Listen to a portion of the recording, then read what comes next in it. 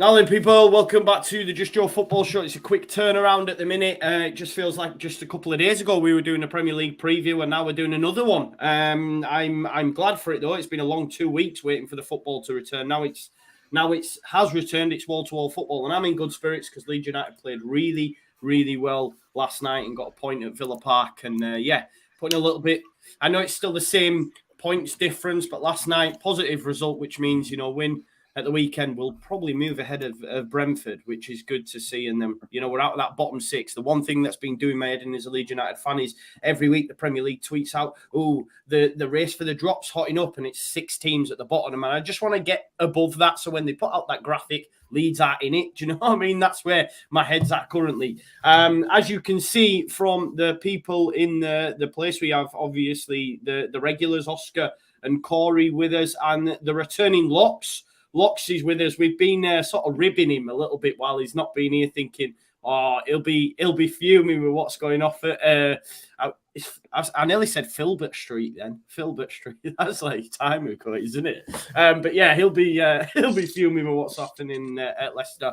And we've got Jebbo as well making his debut on the show. Welcome, Jebbo. Hope you're doing well, mate. I know you were drafted in like 5 minutes ago. Yeah, what's happening, man? I'm good, mate. I'm good. Yeah, I'm glad to be here as well. Yeah, good. Looking forward to having you on, mate. Make sure everyone that is watching currently, make sure you check out the channels. The links are in the description. So make sure you check all them out. Matt can't be with us. Matt's got some sort of job prospect or something like that. He's going to be, I think he wants to be the next, what's it called? Fabrizio Romano, doesn't he? That's the angle Matt Hayes is going down. I don't know if that's what his job's for. He's already best mates with him. Eh? He's already best mates with Fabrizio, isn't he? Yeah, it's impressive. It's impressive. I mean, he pays for the right to be his best friend, but I mean, it is what it is. Well, he doesn't have that bit. He doesn't tell anyone that bit, does he? He keeps that bit quiet, does Matt? I asked Matt off air once. I said, "How much?" And I went, "Yeah, Matt." If Matt's watching, he'll be filming with me. Rose can't be here. Rose was due to be here, but is ill, so get well soon, Rose. Right, let's get into it. Should we start with Locks? Should we let him go off on a tangent? Well, I did say this off air. We were sort of ribbing Locks while he was still on the show before he retired, saying, "Oh, you're off your head. Rodgers is doing a good job. FA Cup's decent." And I seen your tweet earlier on, Locks, where you were saying, "Look, if we wouldn't have won the FA Cup and got top 4, like I used to tell everyone, we wouldn't be in this situation now." And Locks sort of predicted what's going off at the minute. And I'm of the belief that if you get a spanking tonight and beaten on the weekend, then Rodgers could well go, mate. So go on, Locks, tell us what's going off. Yeah, mate. I mean, it's a tough one, isn't it? Because I think there was a poll done on one of the Leicester Mercury, one of the local newspapers there, and 75% of Leicester fans were Rodgers out. 75%, which obviously, and he's 100% lost the fan base, and it's always difficult at that point because look, we want him out. I want him out, but if he turns it around, obviously, football fans are fickle. If he manages to turn this around somehow, we'll all be praising him, in a few months and wanting him to sign a new contract. But personally, I just don't think he's able to do that. And I think a big argument from other fans, normally the big six, really, looking in, always say, who are you going to get that's better than Rodgers? I don't think it's about that. I'm not thinking, experience and all that, and how many trophies they've won in their career. I'm thinking about who could kind of turn this around. I just don't think it's Rodgers at the minute. I think he's started to throw players under the bus. I don't know if you saw his, and rightly so in terms of digging them out. But we know that doesn't go down well. We know that only makes things worse. When you look at kind of Jose in the past, how that's turned out. So, after the Forest game, the fucking hammering, it was the worst game I've probably seen since I don't even know when, mate. It was awful. He did say that we haven't got enough hungry, fully committed players in the team. And that's damning, really. And the rumour has it, I mean, I think the team news has just come out, actually. So someone might be able to tell me. I haven't got it in front of me. But apparently he's dropped Soyuncu, dropped Tillemans. Dropped Barnes, Harvey Barnes. So he's dropped some players there. And I think that's him kind of telling us, really, on who those players are, who he thinks aren't hungry enough at the minute. So, yeah, I think he lost the fans probably the biggest moment was that Spurs game. Obviously, when when we conceded 2 goals in a minute at the end of the game. Obviously, there were a lot of fans before that kind of, it had turned sides. But yeah, I think that's where he's lost the majority. So I don't think it's going to be long. There are rumours that he is being backed by the board for an overhaul in the summer transfer window, like Soyuncu, Tillemans, a couple of the players linked to be moved on. But I don't know. It's hard to tell. We backed Ranieri in that season when he got sacked the year after we won the league. The owners came out and said we back him, and 3 games later he was sacked. So I think that will happen again. I'd probably say, yeah, like you said, mate, if we lose tonight, and I think we will by 3 goals, could even be 4, if I'm brutally honest, and then losing against West Ham on the weekend, which again I think we will. I think he's gone, mate. I think he'll probably last a week, 2 weeks tops, and he'll be gone. And then you've got to look onto who you're going to bring in next. And a lot of Leicester fans want Graham Potter. That's not going to happen. Now, like halfway through the season. There's other names. I've seen Wayne Rooney linked. Oh, for God's sake, man. Lampard was linked before the Everton, and Leicester fans wanted us to stay clear of that. So, yeah, mate, it's tough. I've kind of mellowed a bit. Like in a couple hours' time, I'll be ready to go again. But yeah, it's tough at the minute, mate. Really tough. What do you reckon to Harmony's point here? She says the Forest humiliation was down to the players, though, Locks, not Rodgers. Yeah. And I do think there is a little.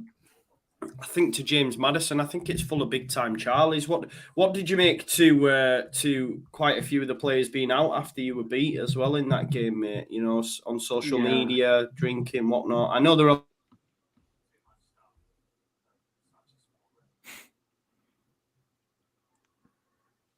I thought that was me that froze. Someone's pulled the plug, haven't they?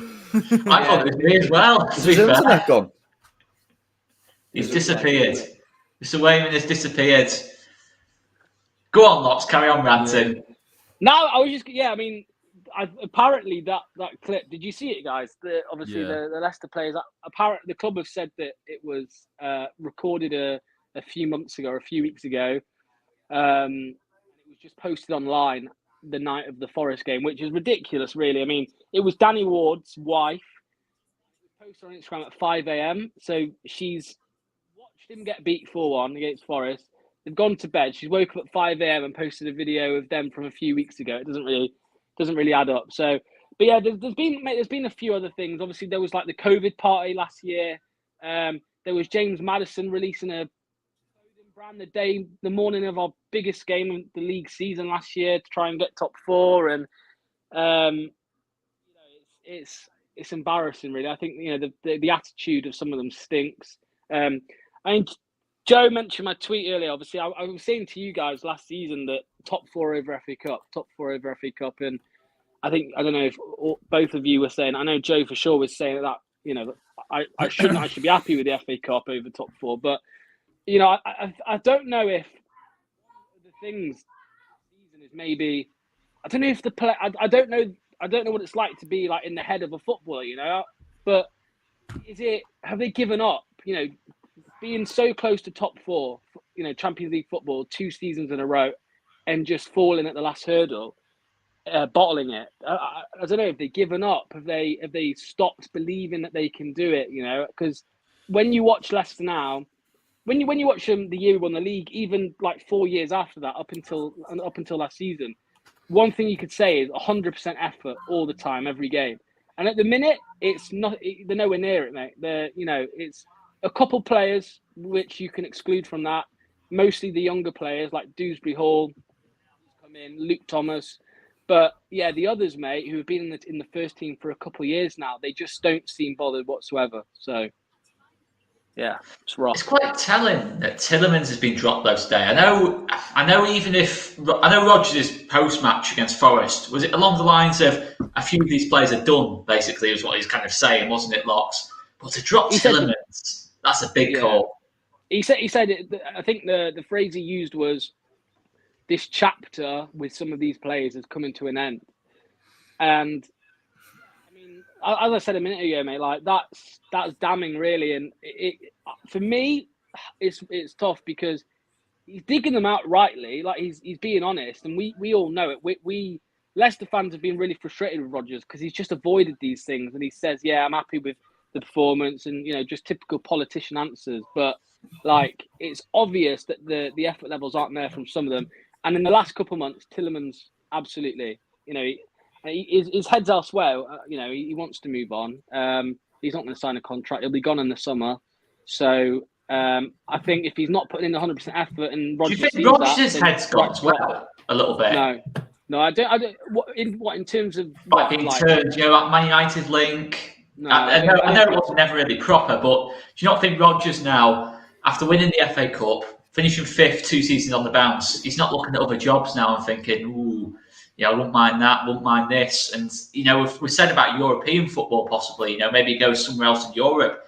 I don't think any of the current top 6 are really either after managers or really going to appoint Rodgers, unless he's holding out for the City job, but I can't see that coming to him now. But, and Locks has disappeared. Well, he's got it all now. I can't hear you. I can't. He's gone. Locks is gone. Oh, honestly, my apologies. It is my question that's coming up. my apologies. For some reason, right, and honestly, he's such a divvy. The dog, as soon as he's on his own in the front room, he just rips the Wi-Fi out of the wall. Like, genuinely gets the plug and just pulls it out of the wall. So I was like, "Love, have you come upstairs?" I says, he's ripped the Wi-Fi out. So my apologies. The Wi-Fi's back on. We're back now. Thank you very much, Locks, for your input there on everything Leicester. Does Jebo, do you think Rodgers keeps his job? Obviously, if they were to get beat tonight by Liverpool, sorry. Well, tonight, yeah, I'd say he definitely keeps his job. I mean, it's Liverpool at the end of the day, do you know what I mean? Like, I as an Evertonian myself, I believe that Benitez should have went after, like, we got beat by Liverpool. It's one of them, like, if you get beat by, like, a top 4 team, I can't see, like, your manager getting sacked at the end of the day. So I do think he'll keep his job, to be honest. Yeah, I don't know. Corey, where's your head with it, mate? Rodgers gonna go? Yeah, I think if he does lose the next 2 games, it's going to be tough. It just feels like they've come to the end of the cycle, that squad in general, and it's tough. You're not going to go and get rid of Maddison and Tielemans because they're clearly talented players. And if you're the Leicester board, you're thinking, well, if we can get somebody in now that can galvanise it a little bit, because the reality is Leicester have struggled with injuries, and if you get those players out, player for player, Leicester have got a fantastic team.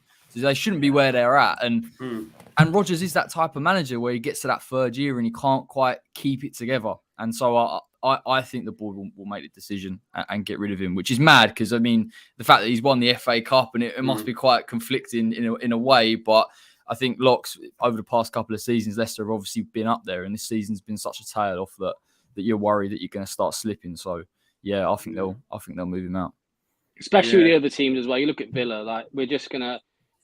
Like, Villa look like the Leicester now, you know what I mean, of the last 2 years. Like, they look like they're going to be kind of pushing on and maybe, fighting for top 4 next year, potentially. So, I think so. You might disagree. Yeah, steady on. Steady on. I think they could do. I think they could do what Leicester do, but Leicester want to stay as that team that are the best of the rest. That's what we have been, and we've been better than Arsenal and Spurs, obviously, in the last couple of years. So, yeah, I think we just want to try and stay up there. And sacking Rodgers, it's going to go one or two ways. Obviously, it's either going to get us back up there or it's going to send us on a downward spiral. It's hard to tell at this moment, but. Yeah. Get Ranieri back, man. He did well at Watford for that short period of time. He's finished, mate. Pearson, mate. Nigel Pearson. That's who we need back. Yeah, mate. That's who we need. And Craig Shakespeare and Nigel Pearson, mate. Make it happen, mate. Make it happen. What's your aspirations for the rest of the season, mate? Let's say Rodgers goes, new manager in. What you wanting? Top 10? Yeah, I mean, we ain't going to get top 4. Obviously, we won't get top 6. So maybe win the Conference League. That will get us Europa League for next season. So yeah, let's just say Conference League. Although no one's really asked about that. If I'm honest with you, we play next Thursday. We play FC Randers. So that'll be a good game. I think 5th in the Danish league. So look forward to that one.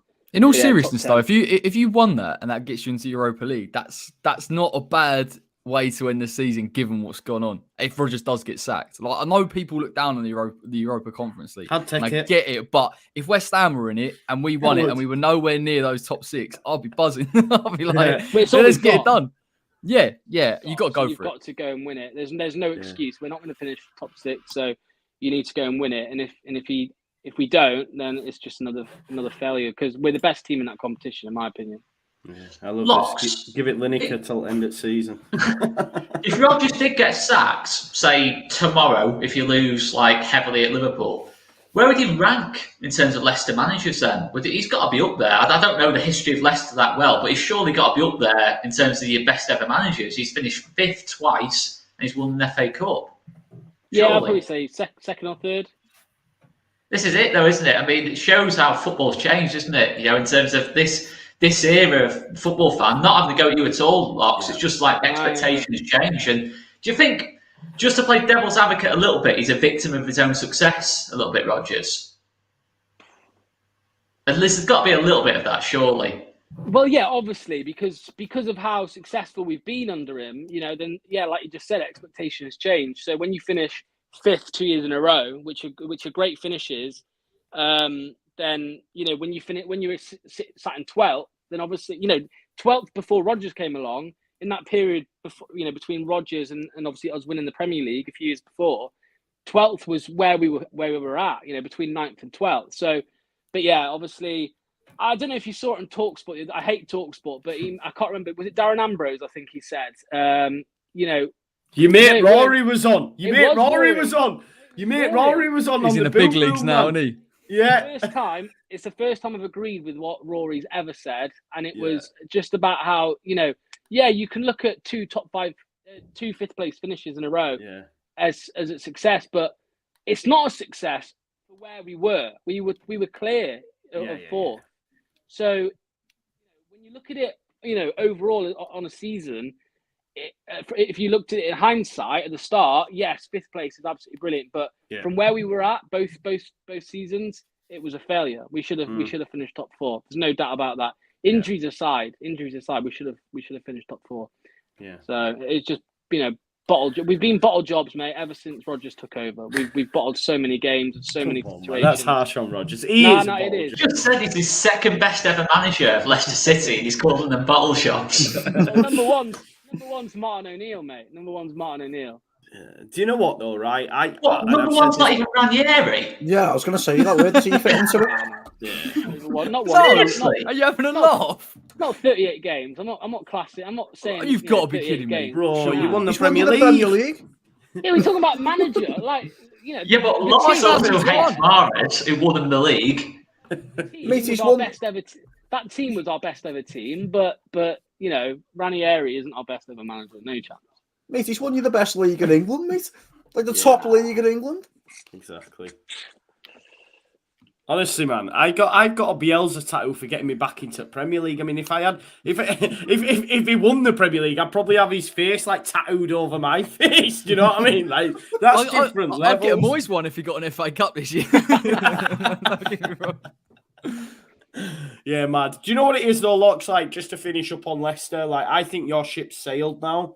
You had the opportunity for them couple of seasons to break into that top 4. It's so difficult to do. So difficult to do. And, had you have got Champions League, them 2 seasons on the trot, and then, that's when the serious money comes in your start. But I think now, like you say, you've dropped out and these new clubs now trying to make that next step. And you could say Villa could be one. West Ham, unfortunately, I don't think they will because their owners won't back it. That's the thing. If West Ham were serious, they'd have spent money in January and maybe try to bridge that gap. But ultimately, Corey might disagree, but the ownership will be the reason why they won't make that step. someone like a Newcastle, Villa, they're not asked. They'll spend the money if they can get up there. The last thing I was going to say, I find it is mad, but if Rodgers gets sacked in the next few weeks, a lot of Leicester fans would look at his time as a failure, and that's mad. That is mad because two fifth place finishes, FA Cup, trophy, but it's just those 2 seasons. We had one hand on it, mate, more than one hand on it, and bottled it twice. And I think because of that, it will be looked at as a failure. He got you into that position though. In the first place. Our team last season and this season is capable of at least top 6. Absolutely, like in my opinion, we are the best team outside the big 6, 100%. In my opinion, no doubt about that. But we've not done it. We've not. We've been on paper. On paper, yeah, man for man, man for man. That's a big thing. And last season we were, obviously we were clear of Tottenham and Arsenal, but it's. I won't go on about it too much, mate. But for me and a lot of other Leicester fans, it's just I think we will still look at it as we won't look at his failure. Might be a bit harsh, but we won't look at his time here as an absolute success. No chance. FA Cup madness. I don't know. FA Cup and a Premier League and he's fuming. Yeah, exactly. We put it like that. I'm joking. We only winded you up, brother. But let's move it up on from Leicester and let's talk about Everton. Jebo 37, new to the channel. Welcome, mate. His link's in the description. Make sure you check him out. Jebo, look, I'm not going to lie to you. Us on this, podcast, video, whatever you can call it, we're not Frank Lampard's biggest fans. What's your initial reaction to having him? Are you excited? What does the future hold for Everton with Frank Lampard at the helm? And what do you think about Dele Alli and Van der Beek coming in? So starting on Frank Lampard, I was happy. For me, it was between him and Wayne Rooney, who I wanted to take the manager's job. Obviously, Wayne Rooney has his job to finish Derby County, which is very understandable. There'd always be questions of what if, if Wayne Rooney was to leave Derby, and go to Everton. But I was happy with Lampard, the Brentford game. How can I put it? We made Goodison, the fans made Goodison a bear pit for what happened, you know what I mean? The Brentford fans didn't really sell their allocation, so there was empty seats in bits around the ground. But that was because of the Brentford fans mainly. It wasn't really due to us. So the Brentford game, we started off really well, that 4-1 win. It was quite, if you look at it, it's quite impressive, do you know what I mean? But then obviously Newcastle, we lose Mina, we lose Damari Gray, and Newcastle tear us apart after us going 1-0 up, mate. So it comes to that point, obviously Godfrey's injured as well. I think he's back some point in March. So I don't know. For me, Lampard is the future, do you know what I mean? Got to back him, got to give him time. And you know what? I genuinely believe he'll utilise the youth as well, which is something that obviously many Evertonians have been calling off for so long, mate. So it's one of them. But I feel if Leeds come to us on Saturday, you're probably going to have to... It'll just be a game of who can outscore the other, mate. It's to be honest, because, I mean, I say this every week on my channel, I'd never, ever want to see Holgate and Michael Keane start together, and it's going to happen. So, what can I do at that point? You know what I mean? In terms of Dele Alli, he didn't really have the best. Well, he didn't even have a good game at Newcastle, did he? Really, no. The team didn't even have a good game. It says a lot when Anthony Gordon, very young, and he's showing the most passion on the team. He's the best player on the team, in my opinion. Apart from obviously Richarlison and Dominic Calvert-Lewin as well. I feel like the substitutions made against Newcastle, people probably questioning why wasn't Dominic Calvert-Lewin brought on. But for me, the midfield was a problem. The defence was a problem. So at that point, there's not much, Frank Lampard can do in that sense of things. But, I'm looking forward to Saturday. I feel like Leeds fans are probably going to be expecting Goodison Park to be a bear pit, especially in the position we're in. But I definitely would be happy over an FA Cup win and survival, mate, to be honest. I'll take an FA Cup win. I think we all would, bro. I think we all would. Oscar, is Frank Lampard the future, as Jebbo put it? That was a loaded question.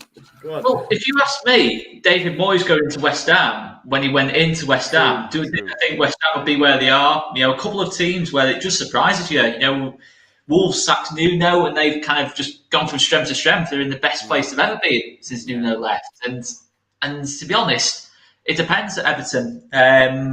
I do find the fact we've signed Ali and Van der Beek at the same time a bit strange, because both are the same kind of player. Whether they're going to try and play both at the same time or one or the other. I did think they needed to strengthen defensively. I think Everton will be okay. The quality-wise, Everton have got too much quality to go down. Damari Gray's in there, obviously to come back from injury. Calvert-Lewin, Richarlison, there's a lot of goals in that team. I think Doucouré, if you can play him in his best position, where he's able to roam and play box to box, I think he's an absolutely superb player. I remember the game back at Ellen Road in August. He was superb that day, absolutely superb. And it's a strange one for Everton, because that game in August, I thought Everton, looking at them, they're going to have a really good season when they played us. I thought we did well to get a point from that. And to be fair, up to about 2 or 3 months ago, they were going all right under Rafa, and then that Merseyside derby happens. It's gone then for Rafa as soon as you lose to that derby. I said this a couple of months ago on the before the whistle blows. If you lose to that derby, Everton's whole season, Rafa's whole future at Everton's gone, and that's the thing for Lampard now. He comes in, and I think it's just a case of staying up this season. But what I will say is that in terms of how they spent the money at Chelsea, when he had the full season to sort of prepare things, didn't spend it very well. So he's going to have to recruit a lot better, because he's going to have a much lesser budget. Obviously, the new stadium is around the corner as well. But yeah, it's hard to say from Lampard. I think in terms of that first game against Newcastle, I watched a little bit of it. It didn't look too promising, to be totally honest with you. Probably needs a couple of weeks until you can properly judge it. But yeah, I think Lampard's certainly going to have to develop as a manager, as a tactician from that derby and Chelsea time, to be honest with you. Yeah, definitely. Luke W, thanks for the super chat, brother. Always supporting the channel. Says Frank's assistants are the true brains of the operations. First it was Jody Morris, now it's Clement. Frank is just a figurehead. Thank you very much. It's a bit harsh, but Paul Clement's a good coach. I mean, to be honest, I think with the whole Dele Alli thing, I think if we didn't sign Anwar El Ghazi on loan, it probably would have been Dele Alli and Donny van der Beek on loan. I mean, Rafa Benitez didn't want him. The only person who wanted Anwar El Ghazi was Mashiri. So it does come to the point, there is problems at Everton still. But don't know. I'm looking forward to it, to be fair, boys. So hopefully there's more positivity to come. But Dele Alli, initially on a free, if he does well and does whatever, it does rise up as it goes along. Do you know what I mean? There is clauses in the contract, but at the moment, I'm happy to have him in permanently. But I do feel sorry for Anwar El Ghazi at the same time, because I can't genuinely see him getting the game for us at the moment. You got Damari Gray, Anthony Gordon. You've even got the Richarlison and Andros Townsend that can all play there. So he's, to be honest, he's a pointless loanee, in my opinion. Yeah, it's a bit of a mad one, isn't it? That I didn't know that, mate. I didn't know that the Mashiri had just said, "I want him, so we're having him," kind of thing. That's not good. But yourself, I know we've discussed it. The amount of money that Everton have spent and the situation they find themselves in. Yeah. Are you like, as a Leeds fan? I've said for a long time that we will not get relegated.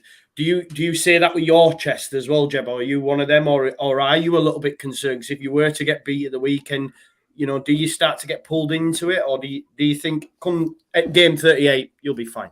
It is concerning at the moment, because obviously after Brentford we were in high hopes for Newcastle, and I mean, anyone that knows me on Twitter or anything like that, or knows any Evertonian for that matter, we were all saying with chest we were beating Newcastle. We were absolutely going to give them a hiding. And do you know what, mate? The tables turned. They gave us a hiding. Do you know what I mean?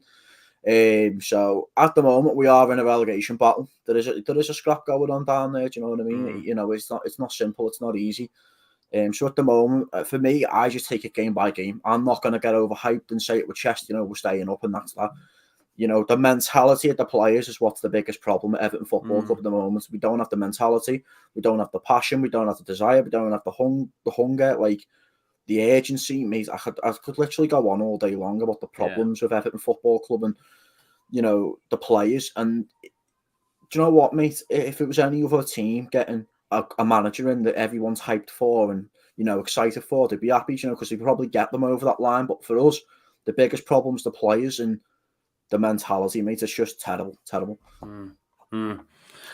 Yeah, we'll have to wait and see how it unfolds. But mate, I was like you when we were playing Newcastle. These will tell you, I says, we'll batter Newcastle the rubbish, and obviously they beat us 1-0. And I have to admit, like, I'm not a fan of his normally, but I watched the game. Alan Saint-Maximin was unbelievable. There we go. Do you know what though as well? I feel like it was a case of anything Lascelles could do, Holgate could do better. Yeah. So Lascelles scores an own goal and Holgate decided to, you know, up it by one. So yeah, it is what it is, mate. You know, I never ever want to see Keane and Holgate at the back together though, but it's going to happen. They're still not the worst, mate. Tyrone Mings is the most overrated centre-back in this league. I don't know, mate. Holgate's attitude, mate, is just a big problem in itself. He's just very egotistical and just big-headed, mate. Like, I'd rather see Jared Branthwaite and Michael Keane at the weekend, to be honest. You know, how many players are actually out, mate, for you then in defensively? Have you got a few out? So, Tom Davis in the midfield, Decore, as I know of. Then we got Godfrey, Mina, Damari Gray as well. Mikalenko had was it an inconclusive COVID test? So he didn't play against Newcastle for that reason as well. You know, I could literally go on all day about the team, to be honest, mate. But, you know, say it in itself, mate. There is a few people off for us, and it's concerning. You know, Damari Gray is one of our better players. Yerry Mina is our best centre-half. And it's concerning our best centre-half only plays for about 30 minutes and he's injured again. He was really good against Bamford in that game, that reverse fixture as well. He gave him a bit of a tough time. And but hearing you, mate, the injuries defensively, I'm confident for the weekend. Oscar, are you feeling that confidence, pal? Yeah. I am, to be honest. I can see a similar game to Villa. I can see it being open. As Jebo was saying, I think both teams will score, I think. I think, you look at the quality Everton have got going forward. I think Everton will fancy themselves to break down any team in terms of the quality they've got going forward. I think that's the strength of that team. But I just think with Lampard, Everton will try and play out the back, I'd imagine, against us. And I just think the way we were pressing against Villa, if we can press like that again on Saturday, cause some problems. You said about Michael Keane, Mason Holgate, I think it can force them into a lot of problems. Definitely a lot of mistakes. Michael Keane made a massive one at Ellen Road earlier in the season. I think that led to Klick's goal. And Rafinha's got a good record against Everton as well. Rafinha, by his standards, let's all be honest now, he had a poor game last night. But Rafinha's not going to have two bad games in a row. He's just got too much quality, and he's got a good record against Everton, as I've already said. I'm quietly confident going into it on Saturday. Same, mate, same. It's going to be a good game. May the best team win. But I would love nothing more than to see Frank Lampard in the mud as Bielsa gives him a hiding. Like, I can't lie. Honestly, I cannot lie. Like, as soon as I knew he was in charge, I was like, oh, come on, bring it on. So that's one to look forward to. I will be doing a watch along of that game as well. So if you're around on the weekend, then please do join me. Corey, you just got through Watford. Goal from Jared Bowen. Starboy. Hey, Starboy, he's Starboy, yeah, he's a good player. I think he's got like the second highest amount of goal contributions behind Salah or something mad. Like, you forget how good it's nuts. I think 11 goals and 10 assists, which is crazy in Feb. So he's digging us out of holes left, right, and centre at the minute. It wasn't pretty, mate. I've got to be honest. Kind of the atmosphere as well was a bit strange with what's going on at the minute. And look, I said to you the other day that it was going to be hard to break Watford down, and I expected that 4-4-2. And fair play to Roy, he's got them organised already.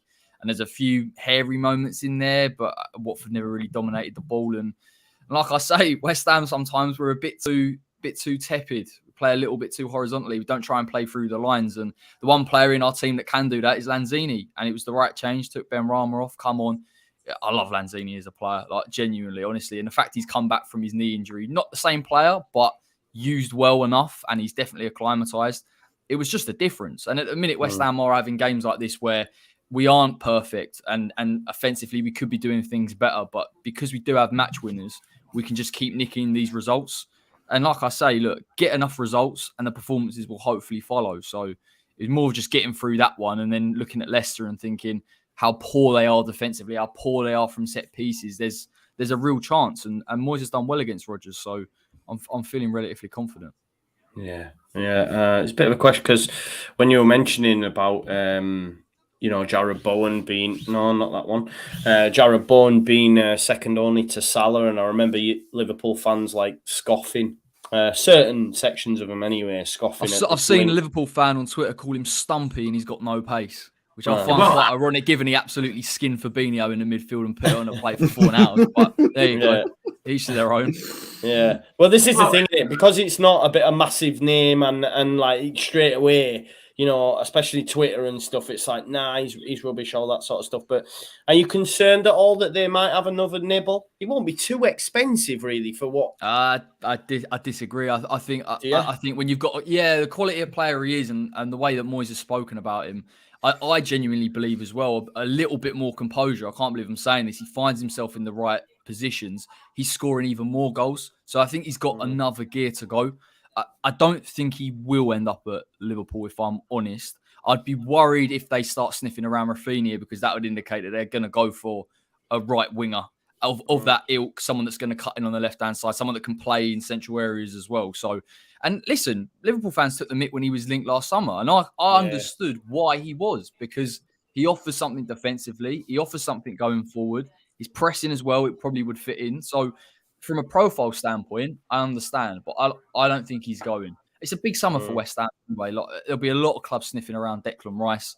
Yeah, can West Ham afford to let go Declan Rice if that does happen and Jarrod Bowen in one window? I don't think so. So I'd say I'm confident, but who knows? Jarrod could plug serious numbers by the end of the year, talking 15 goals, 15 assists, which for a player that's come through the Championship and improved gradually is really impressive. But because he's called Jarrod and he's called Bowen, it doesn't work. It's not that glamorous. Yeah. He's not, and one thing that gets on my nerves is he's not quick. I'm like, do me a favour. Like, football fans are obsessed with how quick a player is. Some instances it's important, but I've seen Bowen beat 2-3 players. Like, he's that good. Don't get obsessed with the nitty gritty. Just look at him as an overall package, and it's quite well rounded. It's not the be all and end all, is it? Look at Dan James. I mean, sorry to throw shade at my own guy. I mean, he scored 2 last night. You know what I mean? He somehow won a header against Tyrone Mings as well. But like sometimes Dan James is running so fast that like he forgets to do like stuff with the ball. Do you know what I mean? So it's not the be all and end all. Oscar, did you have something to say on Bowen, mate? I think you were trying to. I just can't see it. I can't see. I think, as Corey's already said, the price wise, I just don't think Liverpool are going to spend big bucks. And Diaz has already gone to Liverpool as well. And I just think, they've got the cover on all the sides now. Liverpool, they can put Manny on the right if Salah gets injured, and Diaz can go on that right-hand side. They've got so much depth. I just don't think they'll look at wingers in the summer. And obviously Firmino and Jota as well can play everywhere. So I can't see it, to be honest. I think Rice would be the bigger concern for West Ham in terms of keeping him. Yeah. Did anyone see his overlap interview yet? Anyone had a little... I haven't watched it all in full, mate. I watched the first bit. Why? What's he been saying? It's just very, very interesting. Do you know what? I was a bit concerned before it came out because I thought, here we go again. It's going to be Chelsea fans and United fans and everyone popping up. But I think the way he spoke about West Ham anyway in the first questions, albeit with a little bit of Chelsea intertwined, but he was just saying really positive stuff about the club, and clearly he did say that his ambition is to win Premier Leagues and Champions Leagues, and no West Ham fan would resent him from going on to doing that, and I genuinely hope he does. I think he's going to be absolutely unbelievable. So as long as he can keep winning trophies, we've just got to try and match his ambition for as long as humanly possible. But we'll see. He's a bit good, isn't he? Not with Golden Sullivan, mate, unfortunately. I think, I'm a little bit wounded for you. I think he rocks up in a Chelsea shirt in the summer, I'm not going to lie, which means I can't sort of enjoy him anymore. Do you know what I mean? It's gonna be tough for me, mate. I love him to bits. I love him to bits. I can't stand Chelsea. It'll just be, like I've always said, it's just how he leaves and the terms. And I'm quite hopeful seeing these overlap interviews, just getting a bit more insight. Yeah. Not that we didn't know anything like that, but his character is unbelievable, and he's so mature for a 23-year-old. So let's hope it's all amicable. Do you reckon they might have an actual proper nibble at Calvin if they were to sell Declan Rice? I don't think he makes that move, but I'm just saying. No, not in a billion years. I wouldn't put it past our board. I really wouldn't. I would expect them to go in for Calvin if we're going to go into that, because West Ham, these owners thought they were being clever because Angus Kinnear has got some kind of connection with Brady in the past or the London Stadium or something. So they thought they were being clever. But remember, our board owners aren't football people. They're business people. And so they don't understand the intricacies. It would never happen. And listen, for you want to keep Calvin for as long as possible as well. And I'm sure you feel that if he does leave, you want him to go to a Liverpool, for example, or play Champions League football. So, or just never leave, which would be even better. Yeah. Well, on my FM, he had a testimonial, so hopefully it'll be the same, man. It'll be the same, and he'll have a testimonial. So I was like, I don't want that. I don't want. That's a good point, though, Joe. I don't want that either. I don't want West Ham getting 100 mil or 100 mil plus or whatever, and then going, oh, well, here's 60 million for Calvin. It's just like, please stop. Just don't waste my time with that. We've got to be clever. If we're gonna, I guarantee you. Book it now. We won't spend whatever we get for Declan Rice. That won't be fully reinvested. It'll be half. No. So we've got to use it wisely. And it's so frustrating, right? Joe, I've got to shoot, bro. Yeah, sorry, you're going to watch the game, aren't you, mate? Yeah, man. Yeah, fair enough. I hope you get beat, bro. Yeah, I think we win. All right, cheers, guys. Want to see you in full meltdown. See you later, mate. Thank you very much. See you later. Big shout out to Locks for jumping on. Obviously, Leicester take on Liverpool. I can only see a Liverpool winning that one. Just having a look around the scores on the doors, really. What did we make to Spurs yesterday? Obviously, getting beat by Southampton. We were talking him up for top four. I still fancy Spurs to get top four. I can't lie, but that was a bit of a turn up for the Bucks, wasn't it? Who wants to start? Mr. Ralph Hasenhuttl a bit of credit, Joe. I'm sorry, man. We've got to give Ralph Hasenhuttl a bit of credit there. Yeah, no, he's done well, man. Yeah, he's done well, hasn't he? They do have spells like that, though, don't they? Southampton do have those spells where they just never do it over the course of a season. And I think from what I saw from the highlights, he pressed them to death. And they just couldn't live with it. And it just highlighted a lot of their vulnerabilities. Listen, Conte is an absolute genius. Like, he genuinely is, because he's got us looking at Spurs, and Spurs have been churning out results where you think, actually, do you know what? They could do it, because he's got the ability to create that team and that game plan. But there are still vulnerabilities in that Tottenham team. And you speak to Tottenham fans, they'll tell you exactly the same. They'll say, I saw Emerson Royal have a decent game against Brighton and then just get absolutely flattened against Southampton. So it's great for me, because it means the top four is open. It's almost like no one really wants it at all. United dropping points, Spurs dropping points. Arsenal got a tough game tonight. But it's the thing with Spurs, they still have to win their games in hand. Like, it's not like, even I've got pulled into it and thought, they're above us by 6 points. But it's not that straightforward. And Conte will be pulling his hair out. To be fair, though, as well, it's like, I don't know, United definitely have their own issues as well, though, don't they? You know, with Mason Greenwood and what he's done. And like other teams like that, Arsenal as well, they're Arsenal, aren't they? Theoretically, everyone, knows them for them. West Ham could pull out a shock, and I don't, I don't really like West Ham that much.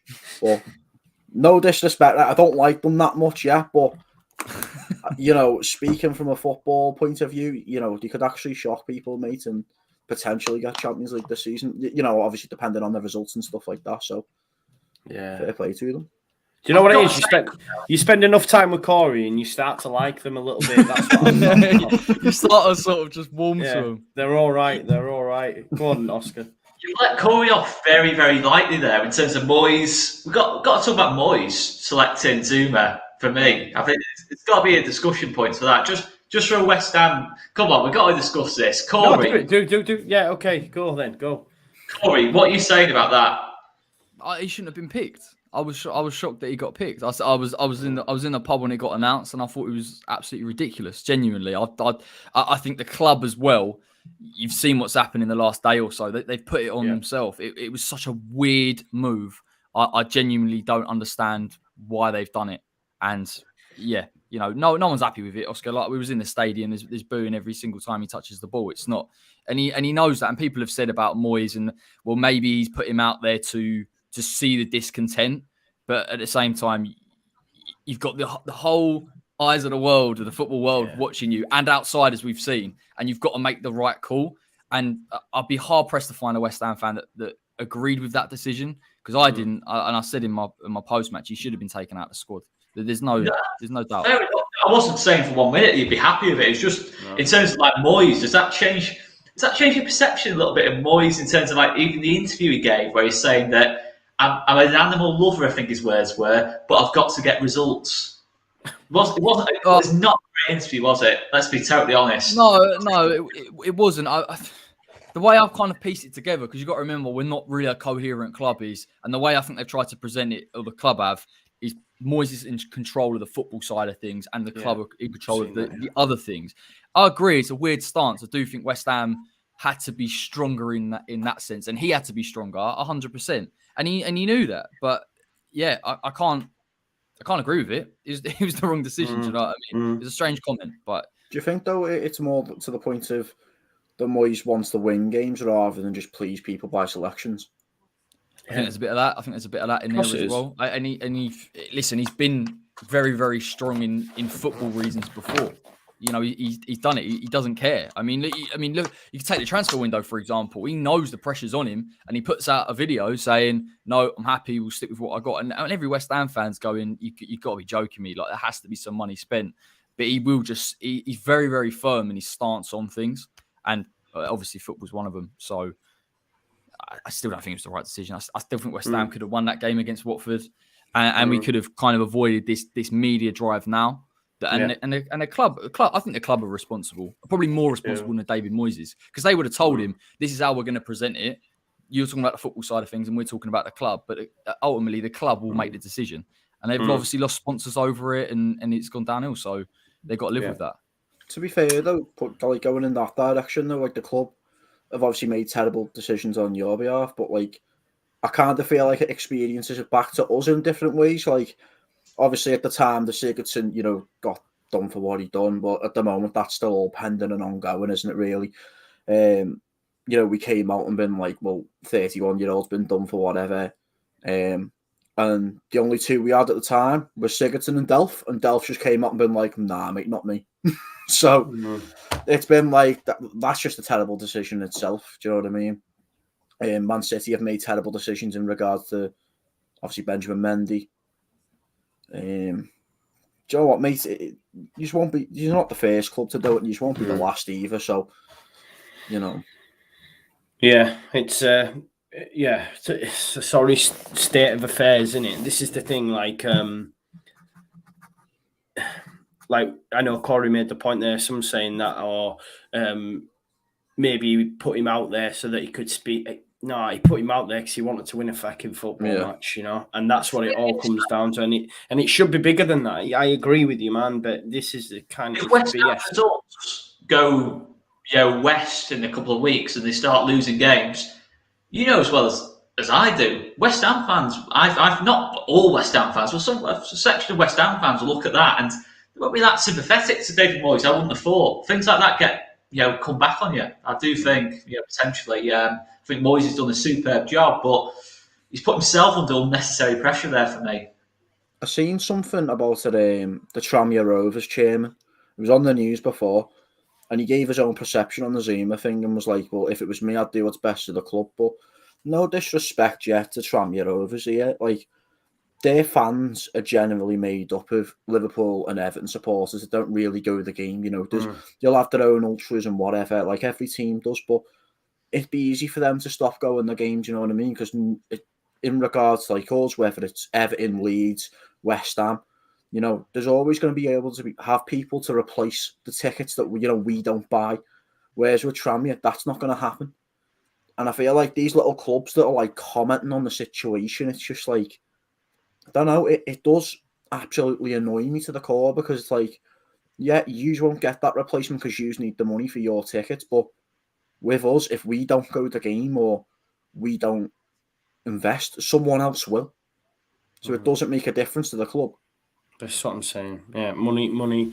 Exactly. Yeah, I agree, and there definitely needs to be a change. But there is bad apples everywhere. Do you know what I mean? This is the thing, innit? There is bad apples everywhere, and it doesn't matter if you're a footballer, just a neighbour, whatever, on an estate. It doesn't matter. There's bad apples everywhere. Yeah.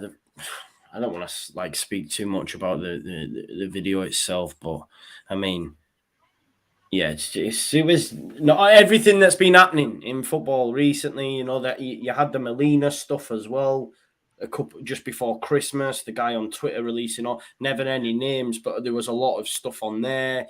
You've obviously got Greenwood. You've got Mendy. You've now got this with Zuma as well. They're just yeah, not it's good. It's like the footballers these days are getting overhyped, too much money, and big-headed, and just think they can do whatever they want, mate. It comes to that point. The society of life doesn't really care to the natural footballer in the Premier League no more, and it's a shame to see, mate, because there should be standards. Every kid growing up looks up to these Premier League footballers. Whether it was, us when myself when I was younger, watching just normal Premier League football, seeing Gerrard, Scholes, Lampard, all them, Stephen Pienaar, Tony Hibbert, for example, he didn't play that often, but he's an Everton legend by heart, Everton legend by nature. But it does come to that point, we look up to these footballers to set an example. And right now, mate, it just gets worse and worse and worse. And how are kids and anyone that looks up to the modern day footballer ever going to have a good example set in life when they're doing stuff like this and they're just writing bad name for the football, for the sport, do you know what I mean, mate? For the country as well, mate, more than anything. Yeah. It's a sad thing to see, to be honest. Yeah, but it's not all like that. I mean, there is Sean McGurk who plays for the under-23s, Leeds United, and then I can only speak about what I've seen. There will be other nice stories out there as well, but he made little ones. He took him to his car, give him his boots and all that sort of stuff. We've seen the Jack Grealish video where he made that young girl's day when he went over and gave her a hug and took a picture with her and all that sort of stuff. So, and I'm not saying Jack Grealish by any means is the thing, but like I said, there are good and there is bad everywhere, isn't there? But yeah. It's probably just more that there's a spotlight now on it, yeah. And I do agree with the point that football's now become an industry where there's so much money kicking around that some of these individuals think that they can do what they like and they're above everything, and it is quite concerning because when we've grown up and we look at players, we absolutely, even Zuma in isolation, he comes in, everybody loves him, and this whole incident changes everything about what you perceive as a person, and all of a sudden now you get the full picture. And I think as football fans, we probably need to be a little bit more expectant of that, and we need to kind of look at them as individuals, which is, on another note, you're seeing Declan Rice outside of football, and you're starting to understand that person as well. So I think that's the way we should go. So it's a bit of a lesson learned for us. Yeah, definitely. And that's the thing as well. We're discussing it here. We know it's wrong.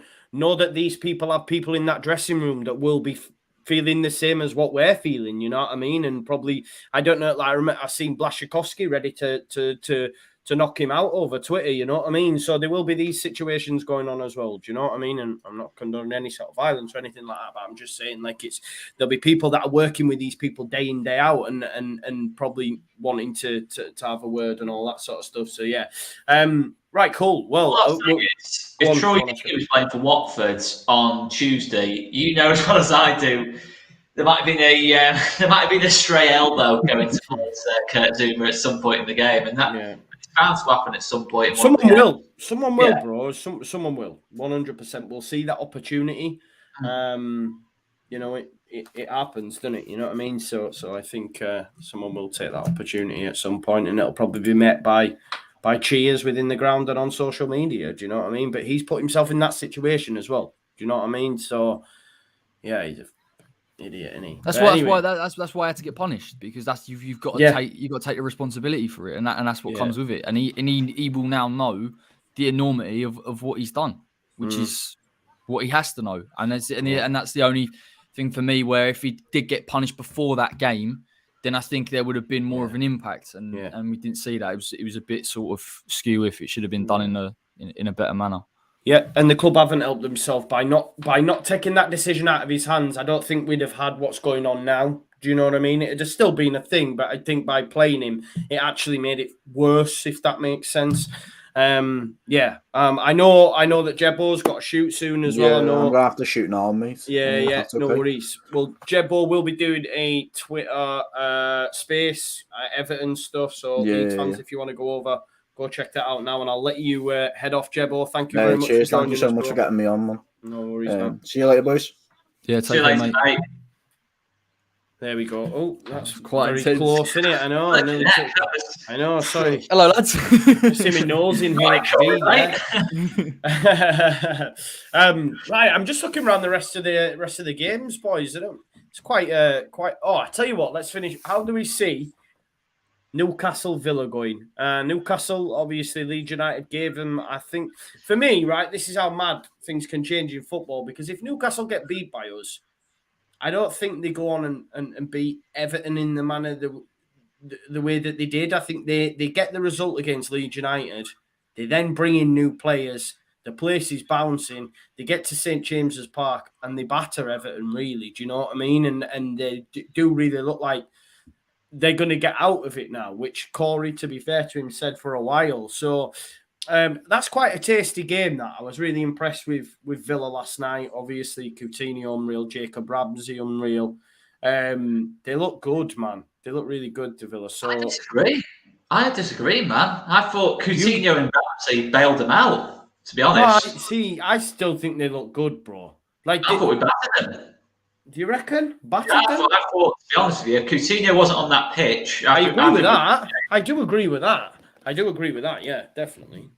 I think defensively, I think if you look at that Villa team, how much space they gave up in that lot, and Cons are obviously getting. Look, they've improved under Gerrard, but they weren't as good as what I was expecting them to be. To be honest with you, I did think it'd be a bit more of a different kind of game. But yeah, look, I think you still have to fancy him against Newcastle, but just through Coutinho, really. I mean, how they've done that bit of business. They've literally sold Grealish for 100 million and brought in a replacement for free, who for me is a better player than Grealish. Who are we talking about here? Sorry, Coutinho. Oh, Coutinho. Yeah, it's a weird one with the Villa thing because I think the recruitment was, and again, the Villa fan on the other day, and he was talking about the Ings and Watkins dynamic. It almost felt like they bought Ings or they bought players at the time we viewed as quite intelligent, but actually from the club point of view, it was just viewed as this is a player for goals, this is a player for assists, this is how we're going to statistically break up Jack Grealish and then put him into the team, and it hasn't quite worked. But I think Coutinho is, like you saw last night, the actual genuine world-class quality that he has, even in spells, is a difference, which is why I said that he was, which is why I think he will be the best sign in the January transfer window, because he's just got that moment that you need. And I didn't watch the game, so I can't comment on how he performed over the course of the 90 minutes. But if you're contributing the way that he did to 2 goals, then again, Villa have got a chance to win most games. Yeah, for sure. How do we see it going then, this one? Be interesting if Newcastle start with Guimaraes, because obviously you didn't do against Everton, but I just think in that game you want someone to deal with Coutinho and go over to that kind of side of the pitch. I think that might be a nice little interesting battle. Obviously, we'll both know each other quite well. I'd still fancy Villa though. Still fancy Villa. I think I just think because I think Coutinho is the best player on the pitch, and you'd have to imagine Watkins and Buendia will play better than what they did against us, is what I'd have to imagine. And I think Newcastle are dodgy at the back. Still think there's a dodginess to Newcastle at the back, even though they made signings. I still think Dan Burn can be got at. Lascelles can be got at. Matty Targett, I think, can be got at as well, to be honest. I think Trippier is the only real constant in that back four. So I'll back Villa 2-1, but it'll be a really good open game of football, because you've got to give Eddie Howe credit. Yes, they're giving him a lot of money, but they play nice football, Newcastle. I've got to say, they have got that ability to create quite a few chances. But I'd back Villa here. I think Wood's been a very, very, very bad signing so far. I don't think that's possible to say. That was a poor choice. Just everything. I don't know if you're watching that Everton game. Everything seemed to just break down at Wood, but because centre that good. They kept going and going and going again at Everton. But I just think, I think they need Wilson back, Newcastle, before they fully get going. Yeah, for sure. Let's finish it with this, boys.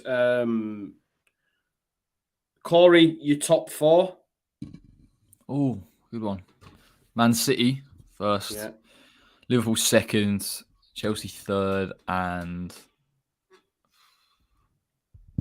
I think Spurs. Would do it, unfortunately. I agree with you. Oscar? Tough, but I'm going to say same top 3 as Corey, Arsenal 4th. Arsenal, there you go. Relegation, bottom 3, Corey? Oh, this is tough. What, from 20th to 18th? I think. Oh, just give me your 3 relegated. Yeah, I'm gonna go. I think Watford get relegated, but I think they put up a good fight. I think Norwich do, and I think Everton. I think Everton might get relegated. I swear. Like, there's something about that the Lampard appointment and even the goals they were conceding last night and the naivety of that. I just don't know whether that's the right fit for a club that's fighting relegation. So if there, although it would be quite funny to see Frank Lampard get relegated. Let's be honest. It'd be brilliant. I know Jabbo's gone, but it would. Yeah, because to be honest, I didn't see nothing from them against Newcastle. I watched the game and like Ali came on and gave the ball away, bro. That Allen's, they went and scored from. I think it'll be tight. Like, honestly, even if Everton did stay up, I think I could see Burnley pushing them or Newcastle getting away. There's something about Everton where I'm not fully convinced, genuinely. So. The thing is, as well, is when you look at the table, you think Burnley, they got Sean Dyche in there. Sean Dyche, how many seasons has he kept him up for? He's so experienced at stuff, so experienced at this stage of the season when they need results and grinding them out.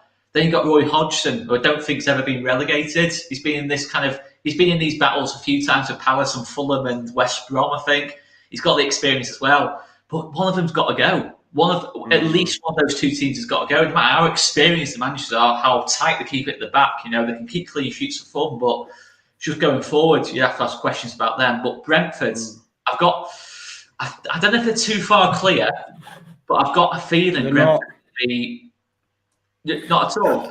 They can't be too far clear, bro, because they're on the same points as us. Right. Yeah, I agree. They're on the same points as us, and we've played 2 less games. So Brentford are far too reliant on Tony. To get them up the pitch, score goals, lead the press. I just look at Brentford outside of Tony. They're very reliant on Eriksen being a big hit at Brentford.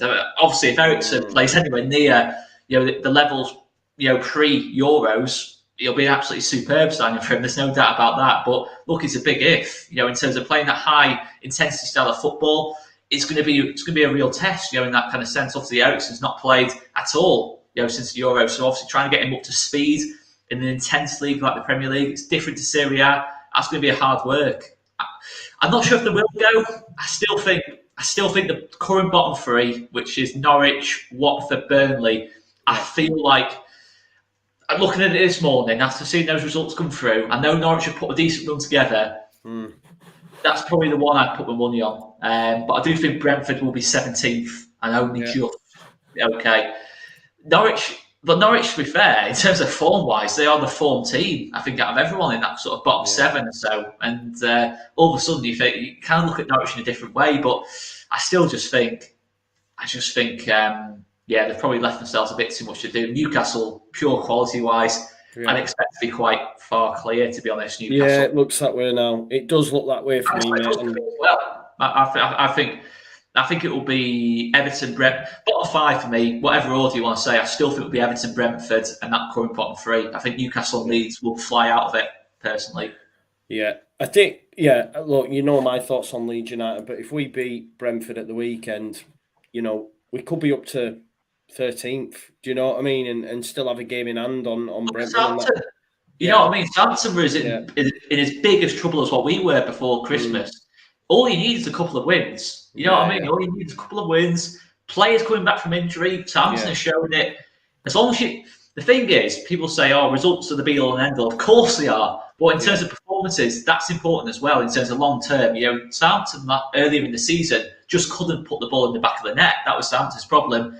Broyer's come in and looks an incredible talent. Yeah. Adams as well. They've got goals in the team. They're keeping it tighter at the back. Salisu's an unbelievable signing. It can happen for Leeds as well. I do genuinely believe that. If we play like we did against Villa, I thought we'll be all right. I really do think we'll be all right second half. You're not going to come up against Coutinho, 2 assists last night every single game. That's the thing. No. Yeah, exactly. And we've got a tough run, so we need to beat Everton ideally, and then we've got Man United, Spurs. Yeah, I think if you're not knackered, I think you will. I genuinely think their defense is so poor. Yeah, that I just can't see them being able to deal with it. And look, I didn't see the game last night for Leeds, but even the goals that you were scoring, just the movement in the transition and everything. Exactly. That's what the Leeds you saw last season. Yeah. So if you bring that they can't deal with it. And listen, Frank can play the back three all he wants, but man for man. Yeah, we'll create. I agree with you. As long as we're clinical, that's what it comes down to. Yesterday, Dan James took his chance as well. If we do that, we'll beat them. I agree with you, mate. I think Click and Rodrigo were really good yesterday as well, and Rodrigo especially, it was really good to see. So hopefully more of the same. But yeah, I think we'll leave it there. Thank you everyone for watching. As always, over 200 people watching, which is great for a Thursday evening. Please smash a like on the stream and subscribe to the channel. Like I say, I'll be doing a watch along at the weekend. Make sure you follow All Leeds TV. They've been pumping out the content as well. Their links in the description, and make sure you follow the West Ham Way as well, pumping out. Corey's always busy doing that. I'm not, mate. I'm trying to get consistent. Don't turn into locks in the box, bro. It's a dangerous. It's a fine line, Joe. It's a fine line. It's a fine line. It's trying to stay above it. Thank you as always for watching. I'll be back tomorrow night as well. I'm doing something with Gary from Talking Shut, so have a look out for that as well. Trying to get more active than I have been of late, and I'm pretty active. So anyway, we'll leave it there. Thanks as always for watching, and we'll see you probably Monday. Peace out, people. Thanks all.